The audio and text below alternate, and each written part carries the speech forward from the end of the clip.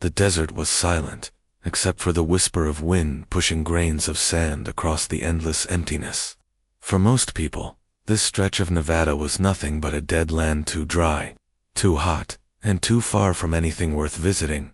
But hidden, under layers of sun-baked soil and rust-colored rock, lay something that did not belong to Earth. Half buried like a sleeping giant was a starship. It had no wings like human aircraft, no windows, and no markings in any known language. The surface was a dull silver, cracked in places, as if it had been left here for centuries. The desert had swallowed most of it, leaving only a curved section of the hull exposed to the harsh sunlight. Elias Grant had grown up hearing stories about this ship. People in town called it the Desert Whale. Conspiracy theorists claimed it was proof of an alien invasion that had failed. Official records, of course, told a different story, an unidentified object that had been studied, deemed inoperable, and quietly abandoned by both Earth scientists and visiting alien engineers. Whatever it was, the galaxy had decided it was useless. Now, years later, Elias had been sent here to do one last job. The United Earth Space Authority wanted the ship catalogued before the site was finally sealed off forever. It was supposed to be a simple assignment: take scans, log details, and leave. The sun was dipping low when he first stepped into the shadow of the wreck. He ran a hand along the hull. The metal was cold, almost too cold for something sitting in the desert heat. That detail alone made him pause. He had seen alien metals before, but nothing that felt like this, like it was holding on to some secret. He set down his scanner and began taking readings. At first, the numbers were flat, lifeless. Just as the reports had said, there was no power left in the ship. But then, something shifted. The scanner picked up a faint, rhythmic pulse deep inside the hull, almost like a heartbeat. Elias frowned, adjusting the device. No alien team had ever detected this before. He switched to Earth-made frequency filters, running the signal through human algorithms rather than alien analysis tools. The readings jumped instantly, showing faint energy pockets spread through the ship's core. His chest tightened. This thing wasn't completely dead, was sleeping. "Control, this is Grant," he said into his comm. "I'm getting anomalous readings here. We might have missed something big." There was silence for a few seconds. Then a voice crackled back. "Copy that, Elias. Send the data. We'll have specialists review it." Elias uploaded the scans, his mind racing. If this ship still had power, even a little, it could mean hidden systems, maybe even technology Earth had never seen before. But he also knew the politics. If the Galactic Council caught wind of this, they would probably come and take it away, just like they had with every other promising discovery humans made. The wind picked up, carrying with it the smell of dust and metal. As he packed his gear, something strange happened.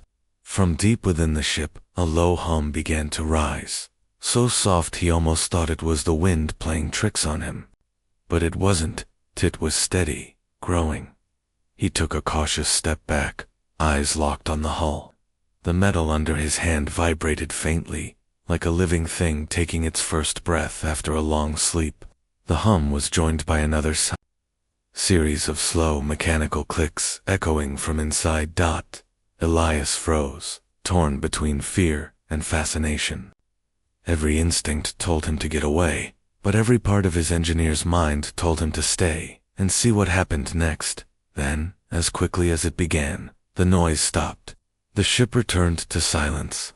Elias exhaled slowly, unaware he had been holding his breath.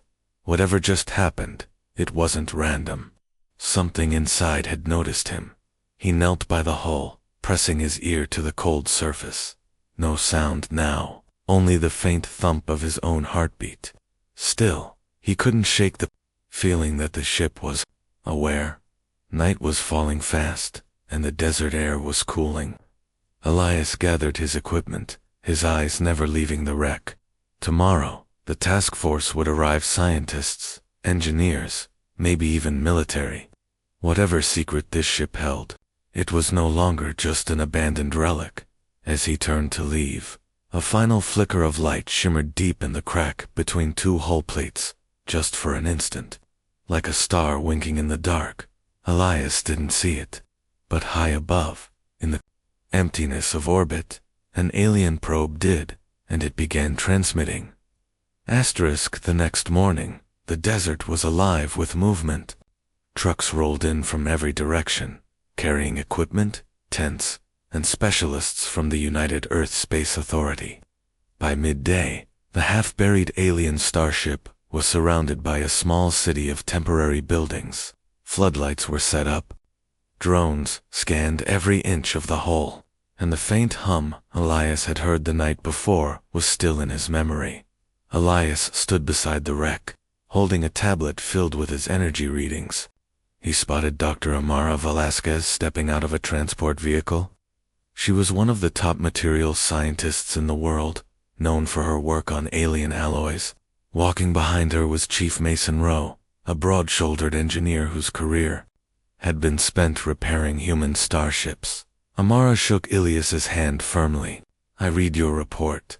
If these readings are real, this ship isn't dead, it's hibernating. That's exactly what I think, Elias replied. But there's something else. The energy signal. It's not constant. It pulses, like it's alive, Mason grunted, glancing at the ship. Then we wake it up. Carefully. The three of them suited up and entered through a breach in the hull. Inside, the air was dry, almost brittle.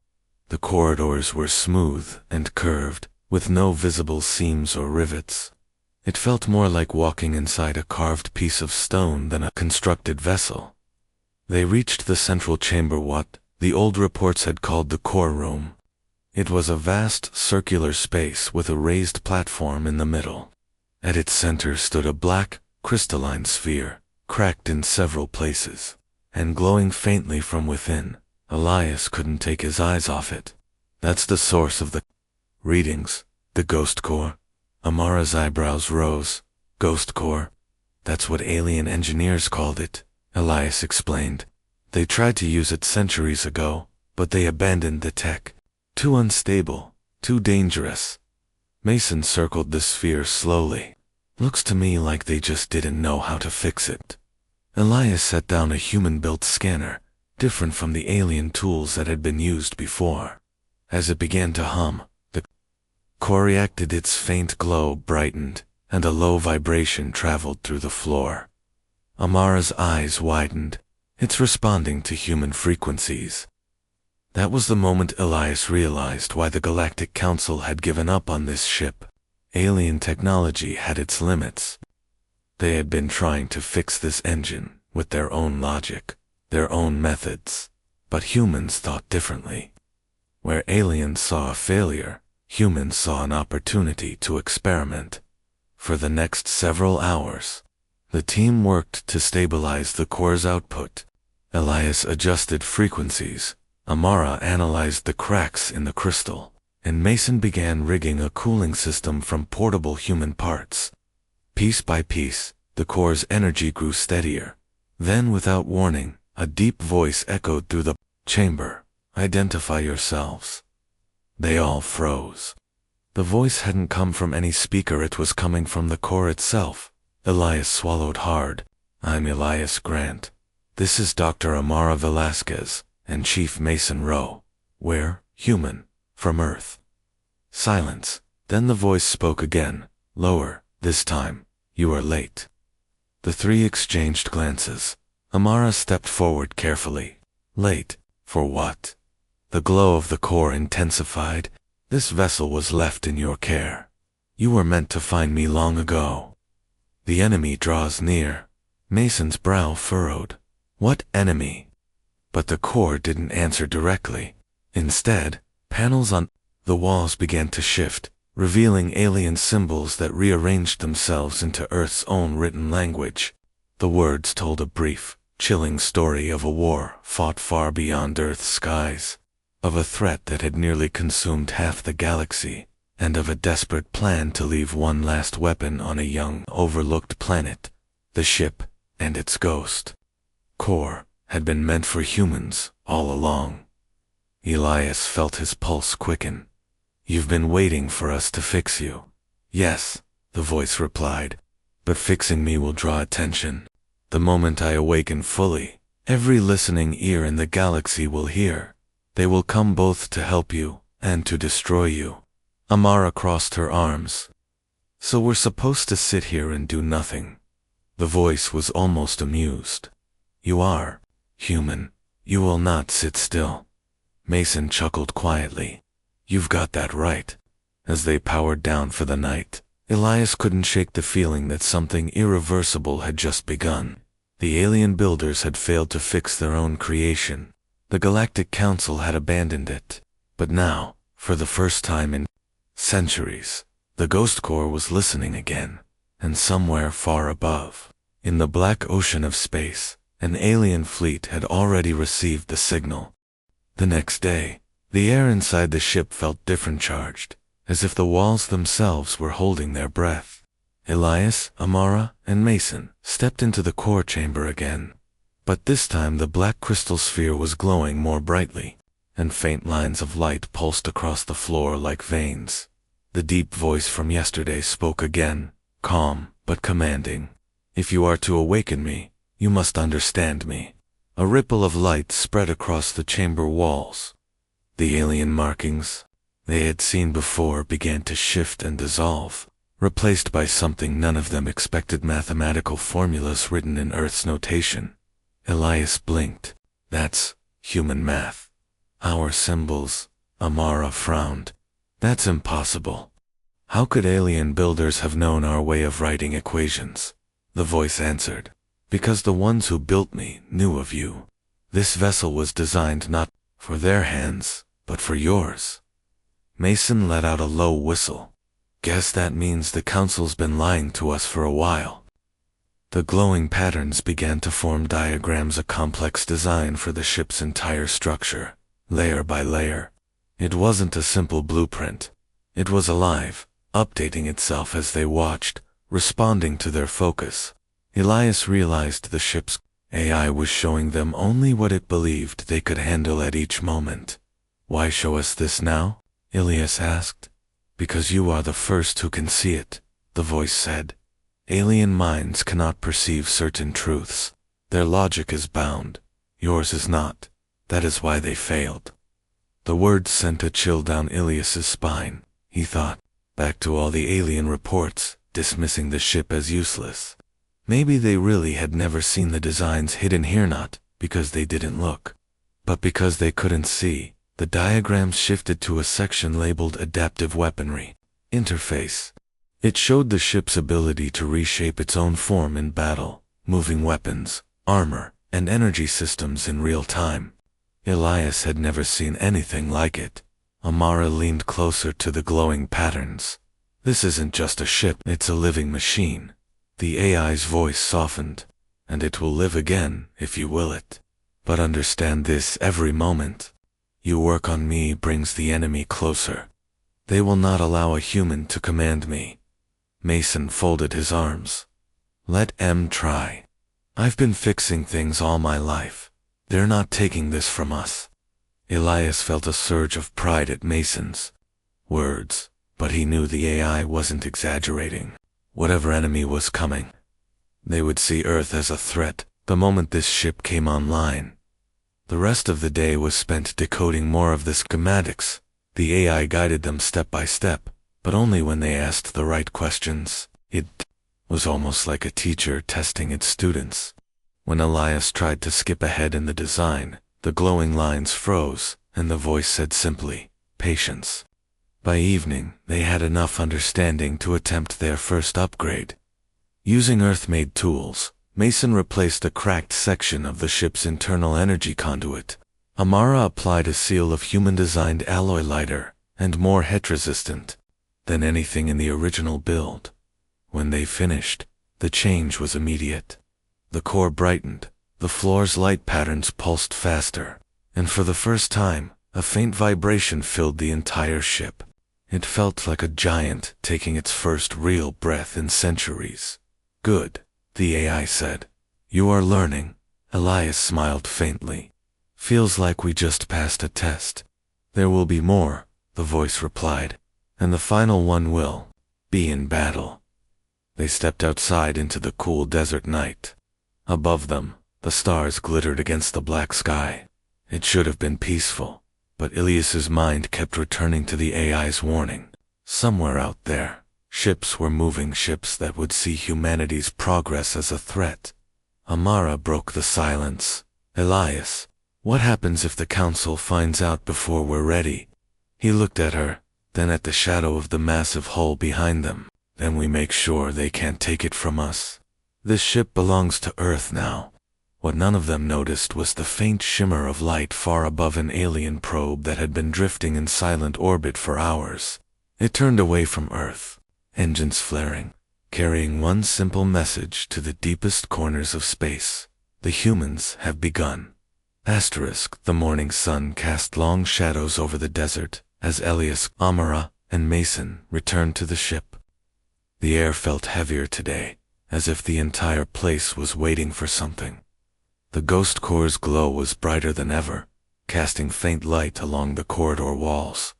When they stepped into the core chamber, the deep voice greeted them immediately. The time for questions is over. You must hear the truth. Elias glanced at Amara and Mason, then nodded. We're listening.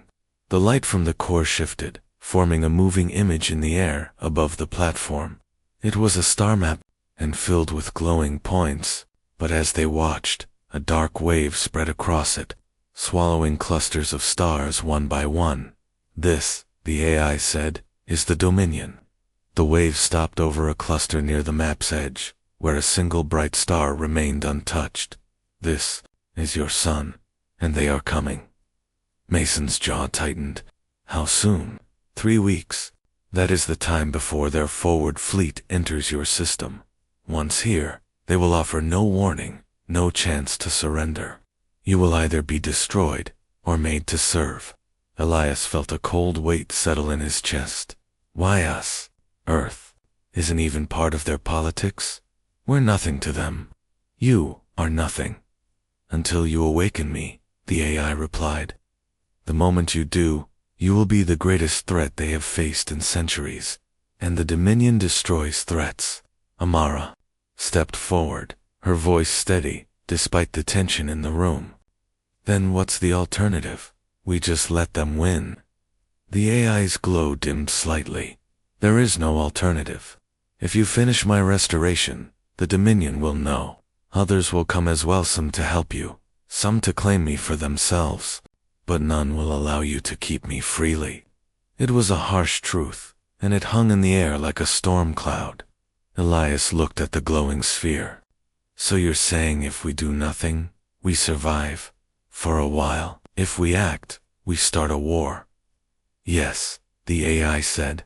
This is your choice. Wake me and stand against them, or remain as you are, weak, but ignored. Mason broke the silence with a rough laugh. Weak.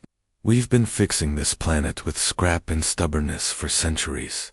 Give us the tools, and we'll show them what weak looks like. Amara's eyes softened, but her voice carried iron. If we run now, we'll be running forever. Sooner or later, someone will come for Earth. Better we fight on our terms. Elias felt the pull of their words, but doubt still gnawed at him. The decision wasn't just about them, it was about the entire planet. Billions of lives. Could they gamble it all on one ancient weapon? He looked at the AI. If we agree, what do you need from us? Everything, the AI said simply. Your machines, your knowledge, your courage, and your trust. The image above the core shifted again, showing new schematics, massive weapon arrays, adaptive armor plating, energy conversion systems unlike anything in human or alien records. Each piece was complex, dangerous, and powerful. Mason grinned at the sight.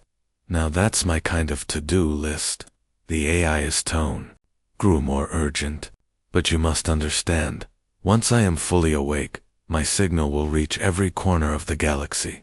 The Dominion will accelerate their approach. You will have days, not weeks, to prepare. Elias took a deep breath. His mind raced through possibilities, through every warning and every risk. Then he thought about the quiet desert, about Earth's blue oceans, green forests, and crowded cities. He thought about what would happen if they did nothing, and the answer felt worse than the danger of action. He looked at Amara and Mason. "We do it." Mason gave a satisfied nod. Amara smiled faintly, though her eyes held the weight of what was coming. The AI's glow flared brighter. "Then, let us begin." Panels slid open along the chamber walls, revealing control stations shaped for human hands. Tools, cables, and strange alien components emerged from hidden compartments. The entire ship seemed to wake, its hum growing stronger. Elias felt a strange mix of fear and excitement. They were crossing a line that could never be uncrossed. Whatever happened now, Earth's place in the galaxy was about to change forever. Outside, the desert wind carried dust high into the air. Far above, in the cold darkness beyond Earth's atmosphere, the alien probe continued its silent broadcast. And somewhere in deep space, the Dominion's forward fleet received the signal. They altered course, and they came faster. The ship no longer felt abandoned. The moment Elias, Amara, and Mason agreed to awaken it fully, everything changed. Lights flickered in the corridors, panels opened on their own, and the faint hum in the walls grew into a steady, powerful rhythm like a heartbeat returning after a long sleep. The AI's deep voice guided them every step. "Begin with the power conduits. Alien alloys will not hold under full ghost core output. Use your own materials." It was an instruction that made Mason grin. Finally, something we're better at than the rest of the galaxy. Within hours, the core chamber looked like the inside of a hybrid machine shop, half alien, half human. Sleek, curved alien surfaces now held human-made reinforcement plates bolted into place. Copper wiring, steel piping, and thick coolant tubes snaked between glowing alien conduits. It looked messy, almost ugly, compared to the clean alien design, but it worked. Amara's human alloys were lighter than the originals, yet could handle higher temperatures. Mason's cooling system, made from scavenged parts of human fusion reactors, reduced the ghost core's instability by nearly 30% in a single day. Elias coordinated between them, making constant adjustments based on the AI's feedback. At one point, Amara paused, running her hand over a panel they had modified. "You know, no alien would ever build like this." "Exactly," Mason said, without looking up from his welding torch. "That's why it'll work." The AI's tone carried a hint of approval. "Your kind sees possibility, where others see failure. This is why the builders chose you." The repairs moved faster than anyone expected.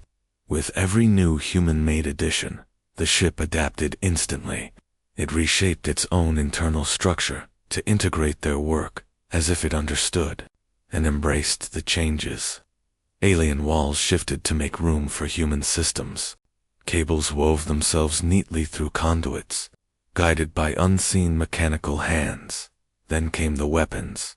The AI projected schematics for an energy cannon that could punch through the shields of even the largest Dominion ships. The original design required a rare alien crystal no longer found in the galaxy, but Elias didn't see that as the end of the plan. "What if we replace it with a human-made capacitor array?" he suggested. "We can't channel energy the same way, but we can build an overload system to dump it all in one shot." The AI was silent for a moment before answering. "Risky, unstable, inefficient, but possible. No alien would dare attempt it." "Good thing we're not aliens," Mason said, already pulling up the specs for a capacitor network. It took them 3 days to build the first prototype. On the 4th day, they tested it in the open desert, pointing the ship's cannon at a large rock formation miles away. The core flared, the weapon charged, and in a single blinding pulse, the target vanished into a cloud of glowing dust. For a moment, No one spoke. The power of it left them both awed and uneasy. Amara finally broke the silence. If we can do that to a rock, imagine what we can do to a Dominion flagship. But their test had consequences. The pulse wasn't just seen, it was felt. The AI confirmed the worst. The blast's energy signature had been detected across the sector.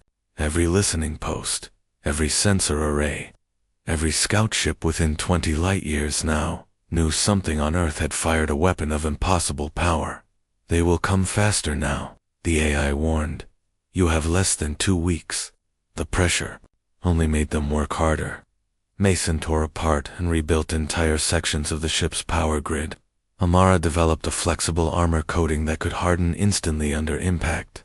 Elias reprogrammed the control systems so humans could pilot the ship without alien neural implants. They didn't rest much. Meals were eaten beside the glowing ghost core, naps stolen on the metal floor. The ship itself seemed to be watching them, responding to their determination by moving faster, adapting more quickly. One night, as Elias sat alone in the core chamber, the AI spoke softly. You are different from them. The builders saw it. Now I see it. Different how? Elias asked. You do not surrender to the impossible. You turn it into a challenge. Elias smiled faintly. Yeah, that's kind of our thing. By the end of the week, the transformation was complete. The alien wreck no longer looked like a dead relic, it was a living fortress. The hull shimmered with a mix of alien plating and human reinforcements. Massive cannons jutted from new mounts. Missile ports slid open and closed like breathing gills, and the ghost core pulsed with a steady, controlled light. They had turned the galaxy's forgotten failure into something new, something dangerous, something human. But far above, beyond the reach of their eyes, the Dominion fleet was already adjusting its formation. Their prey was no longer sleeping. The blast from the ship's test still echoed in the minds of Elias, Amara, and Mason. Even days later, they could picture the rock formation shattering into dust under a single shot. But what they didn't know until the AI told them was that the test had reached far beyond Earth. Your signal has been heard, the AI said one morning. All across this sector, ears are turning toward you. The evidence came quickly. A flood of transmissions poured into Earth's deep space relay stations. Some were in languages humanity could not yet translate. Others were clear warnings. One message, translated through the AI, was blunt. Surrender the weapon, or be destroyed alongside it. Another was almost pleading. Do not let the Dominion take it. We will help you, but you must trust us. Elias read, each one with a tightening in his chest. It's like we just shouted into a crowded room, and now everyone knows we're here. Amara stood at his side, her eyes scanning the endless list of incoming pings. Some of these aren't even from the Council. These are independent worlds, warlords, traitors, and not all of them are friendly. Mason leaned against the console, arms crossed. Let them all talk. We're keeping the ship, period. But keeping it wasn't going to be easy. Reports began coming in from Earth's orbital defense stations, sun-identified ships skirting the edges of the solar system, scanning, watching. The AI identified them as scouts from multiple factions, each waiting to see what Earth would do next. Then the message they had been dreading arrived. The Dominion, it was short, cold, and final. Cease activation, disarm, submit for inspection. Elias felt the weight of it settle over him. They're not even pretending. This is an ultimatum. It is also a promise, the AI said. The Dominion does not bluff. The United Earth Council called an emergency meeting. The 3 of them were summoned to speak. The council chamber was filled with diplomats, military commanders, and scientists from every nation. The tension was so thick that no one raised their voice above a steady, careful tone. Elias stood at the center of the room, projecting the Dominion's message for all to see. They will come whether we stop or not. We've already crossed their line.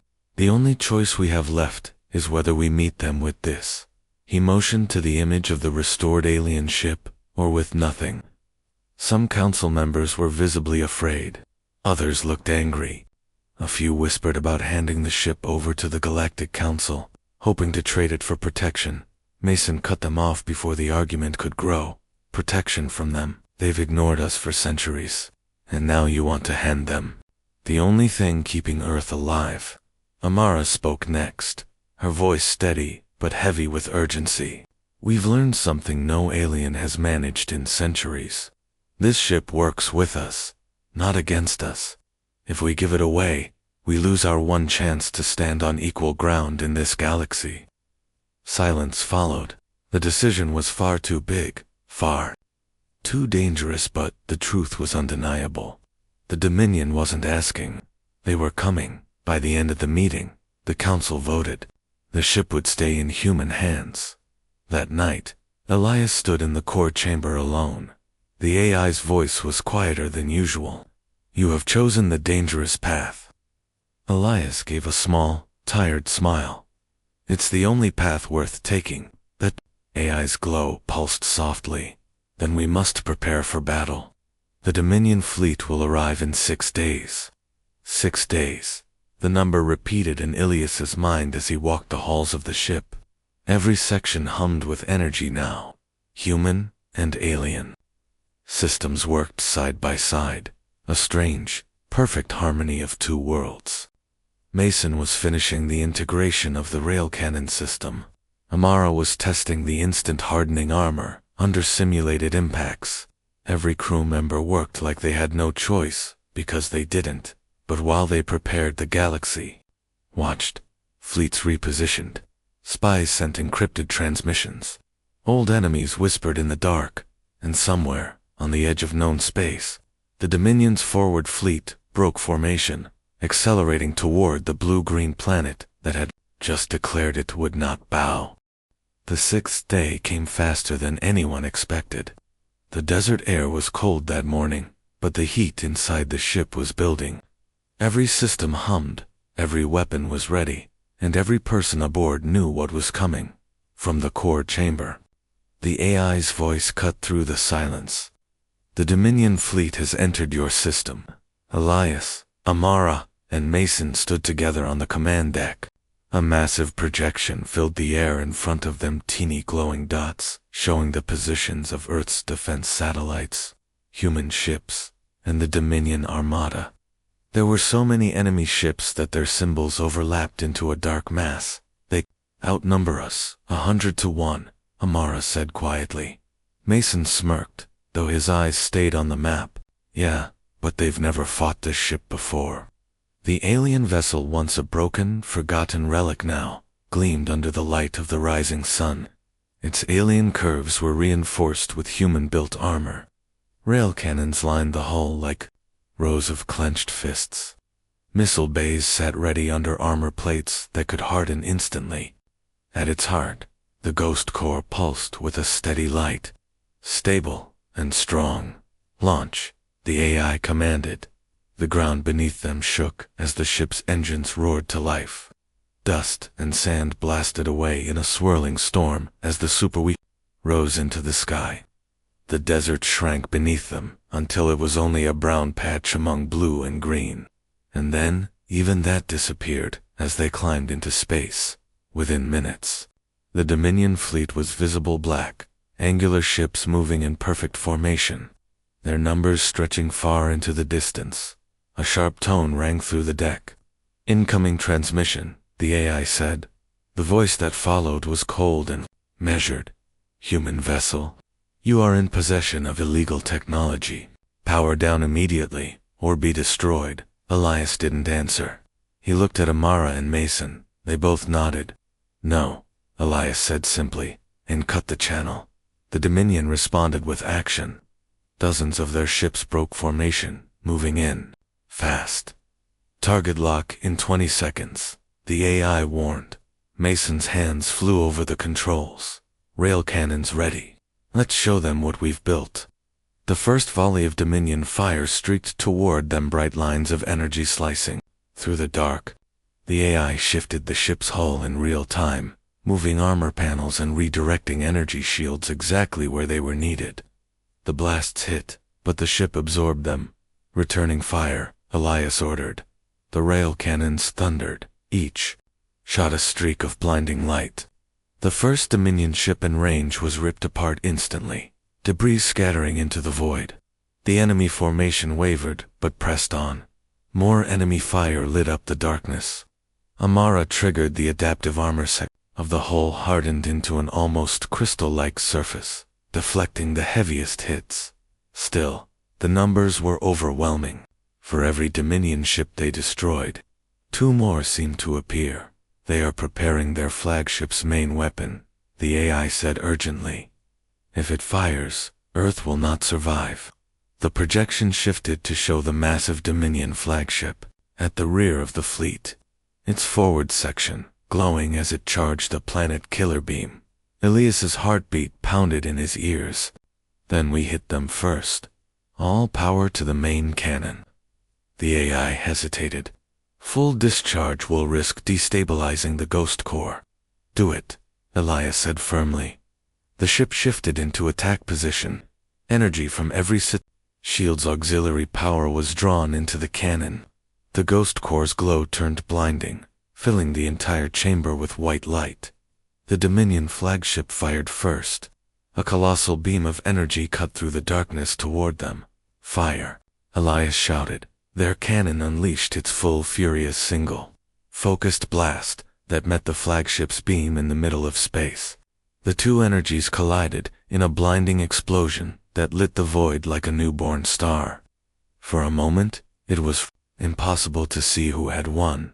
Then the light faded, and the Dominion flagship was gone, erased. Nothing left but fragments drifting silently. The rest of the Dominion fleet faltered. Without their command ship, their formation broke. One by one, their vessels turned away, retreating into the darkness of space. On the command deck, no one spoke for several seconds. The only sound was the steady hum of the ghost core. Mason finally broke the silence with a grin. Guess that's a pass for our first test. Amara let out a breath she didn't realize she'd been holding. First, and maybe final. Elias stared out at the stars, knowing the victory came with a cost. The galaxy had seen what humans could do now, and they would never be ignored again. Asterisk, the battle was over. The Dominion fleet had vanished into the darkness, leaving behind only scattered debris and the fading light of broken ships. Earth was safe for now. On the command deck, Elias, Amara, and Mason stood together in silence. The ship's hum was calm, almost like a heartbeat at rest. The ghost core glowed steadily in the center of the chamber, its light warm instead of blinding. The immediate threat has passed, the AI said, but the galaxy will not forget what happened here today. Elias looked out at the stars, the vast endless sea of them. No, they won't. Over the next days, the effects of their victory rippled outward. Messages poured in from across the galaxy, some in admiration, others in fear. Independent worlds sent congratulations, offering alliances. A few threatened retaliation if Earth dared to expand its influence. Even the Galactic Council, which had always ignored humanity, sent a formal request for talks. Amara read the messages on the main display. We've gone from being overlooked to being at the center of everyone's attention. Mason smirked. Guess that's what happens when you take down the galaxy's biggest bully. But the attention came with danger. The AI confirmed reports of new fleets mobilizing on the edges of known space. Some wanted to challenge Earth directly, others wanted the ship for themselves. The galaxy's balance had shifted on humans, were now a piece that could not be ignored. The United Earth Council convened again, this time not in fear, but in cautious pride. The 3 of them stood before the leaders, explaining what had happened and what it meant. Elias spoke first. This ship is more than a weapon. It's proof that we can stand with anyone in the galaxy. We can defend ourselves, and we can protect others who can't. Amara added, if we hide it away, we'll invite suspicion. If we give it away, we'll lose everything we've built. The only path forward is to keep it, use it as a shield. not just for Earth, but for anyone facing what we faced. The room was silent for a long moment before the council chair finally nodded. Then it will be the first ship of a new defense network. Earth will no longer stand alone. Mason leaned toward Elias, whispering with a grin, "Looks like we just got promoted to Galactic Peacekeepers." And so it began. Crews from every corner of Earth's nations volunteered to serve aboard the ship. Scientists studied its systems, learning how to adapt human technology to alien designs. Engineers worked with the AI to design smaller vessels, using the same hybrid principles. The ship itself, once a forgotten relic, was given a new name, the Sentinel of Earth. Weeks later, the Sentinel left Earth's orbit on its first mission beyond the solar system, not to fight, but to answer a distress call from a small colony world under threat from raiders. Standing on the command deck as the stars stretched into lines, Elias felt a deep sense of purpose. This wasn't just about survival anymore. Humanity had a role to play in the galaxy, one they had never been given before, and one they had claimed for themselves. Amara watched the ghost core's steady glow. "You realize we've changed everything, right?" Elias nodded. "Yeah, and there's no going back." Mason leaned back in his seat with a grin. "Good. I've always hated going back." As they approached the colony world, the AI's voice filled the deck once more, calm, steady, almost warm now.